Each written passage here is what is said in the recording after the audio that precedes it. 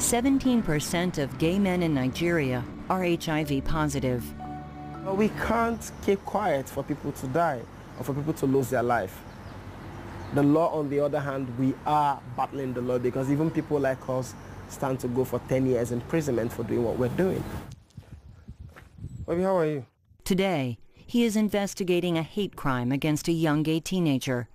Health officials in Uganda and Nigeria believe the new anti-gay laws will somehow lower HIV infection rates. Afani says the laws only promote violence and fear.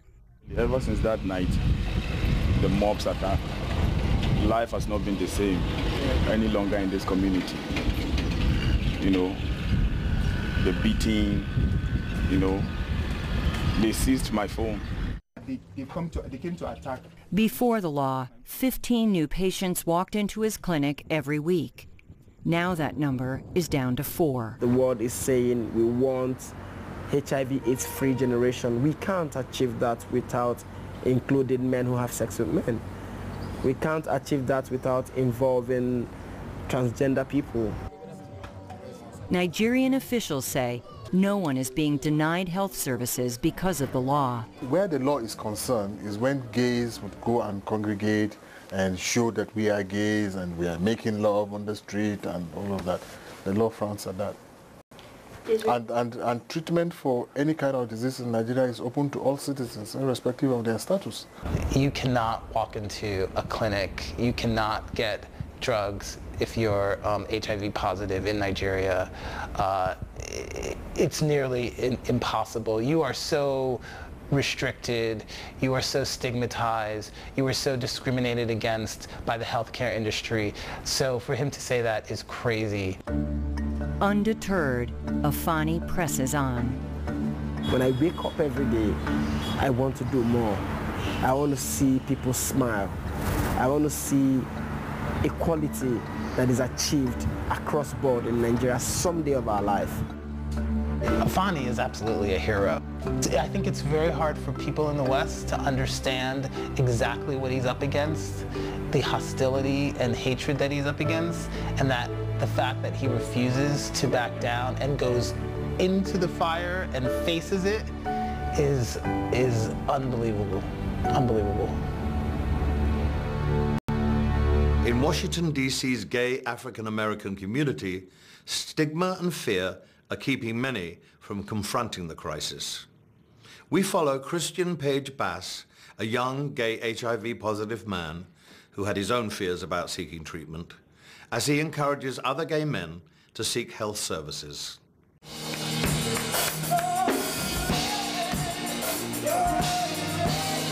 got it. I was saying the rain like he just did. I really love to sing. I think God gifted me with a talent to be able to use my voice to sing. Christian Page Bass also likes to raise his voice with a message of inclusion. We don't like to call ourselves a gay church. We call ourselves radically inclusive because we have transgender and we have straights or heterosexuals as well that attend the church.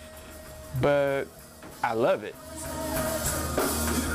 But the small town in North Carolina where Christian grew up was far from inclusive. In the southern U.S., conservative values are strong.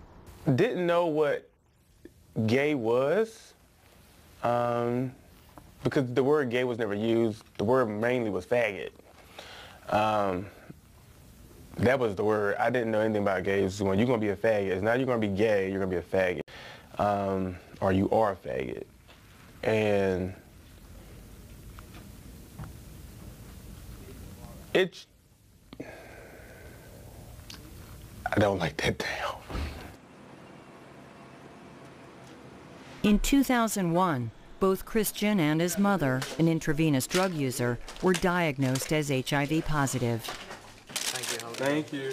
When she died, 5 years later of complications from AIDS, Christian was gripped with fear. I looked on the dresser, and she had already started doing her pill box for the next week.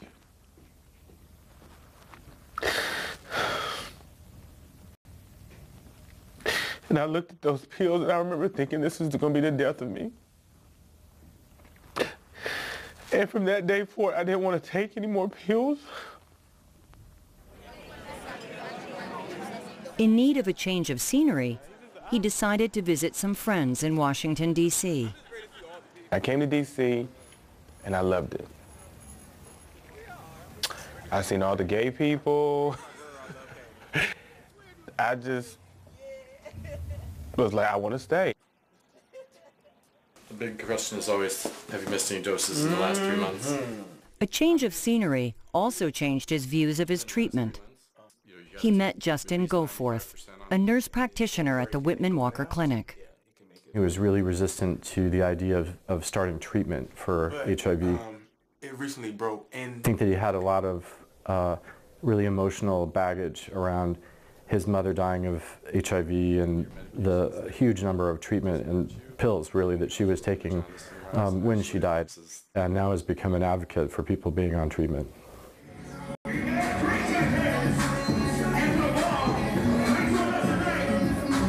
Christian's advocacy has made him a regular on Washington's gay club scene. Going to the club is work. I've had people come up to me and say, do you have a number or do you have an email? How can I get in contact? I want to talk to you because I was just diagnosed, or I'm dating somebody that's positive. They're there for the moment, and then they're going, and they'll call me when they need me, or they'll text me when they need me. But we keep in contact.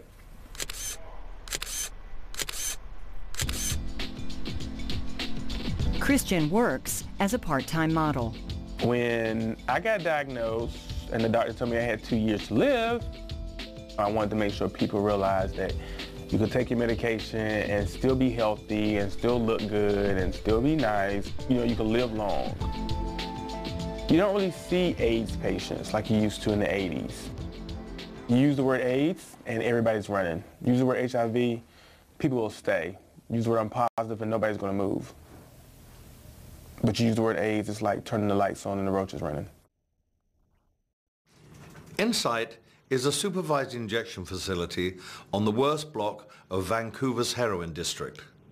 Here, nurses give clients clean needles to inject illegal drugs. Researchers have proven the facility is effective at cutting HIV infection rates in the area. But critics argue Insight only promotes illegal drug use. Vancouver, Canada has been called the jewel of the Pacific Northwest. But there is a darker side to Vancouver. More than 4,000 intravenous drug users live in the downtown east side. The alleyways around Hastings Street are open drug markets and shooting galleries. This alley has a lot of memories. Former addict Richard Teague has been HIV positive for 24 years. When you're an addict and you want to get your hit into you, you go to the closest spot. And this is it, this alley right here.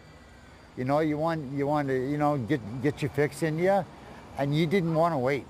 You wouldn't wait, try and find a room. You went to the nearest place where you could be kind of out of sight, and do your fix and get your high. The community responded by creating Insight, North America's first supervised injection facility.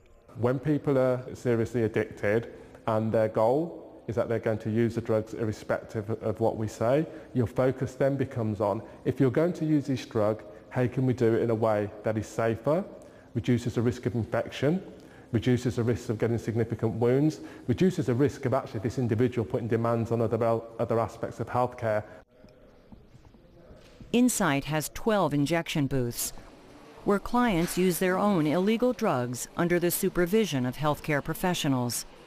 Water here, which is sterilized. Clients are provided with clean needles, pure water, and supplies to clean wounds. When Richard was using heroin, Insight was his safe haven. I know Insight's been a godsend for Vancouver and for a lot of people, because I know some weeks at Insight, they probably saved 10, 15 people from Modine. One of the things we have done significantly